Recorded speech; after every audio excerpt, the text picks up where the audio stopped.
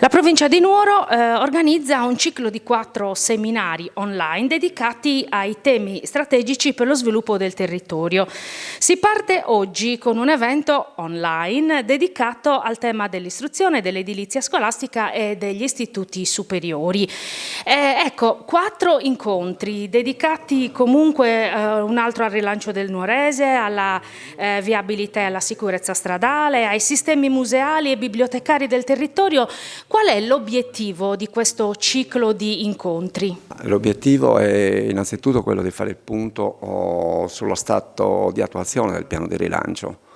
Quindi stiamo iniziando con l'istruzione che a mio avviso in provincia di Nuoro è fondamentale, è un diritto chiaramente previsto dalla Costituzione, ma noi stiamo investendo tantissimo su tutti gli istituti superiori di cui abbiamo competenza e anche sugli istituti, voglio dire, delle scuole di primo grado, quindi quelle primarie che sono state finanziate all'interno del piano di rilancio del Nuorese.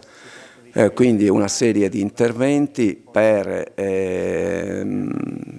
guardare a ciò che è stato fatto, ma anche per riorganizzare il tutto e prevedere un nuovo, voglio dire, strumento di continuità a tutti gli interventi che oggi sono in essere e si stanno portando avanti con il piano di rilancio del Nuorese. Nell'istruzione stiamo investendo moltissimo. Gli interventi riguardano la messa in sicurezza di tutti i nostri istituti,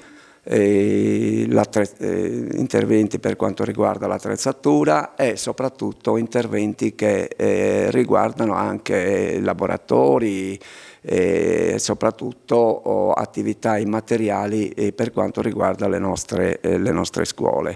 Noi abbiamo 29 istituti superiori in provincia di Nuoro, quindi 29 plessi, a cui si aggiungono i 14 plessi dell'Ugliastra, quindi un patrimonio edilizio scolastico non indifferente, per i quali siamo chiamati non solo ad intervenire dal punto di vista strutturale, ma anche dal punto di vista del mantenimento di quegli istituti, quindi attraverso i servizi tecnologici che noi siamo obbligati ad assicurare.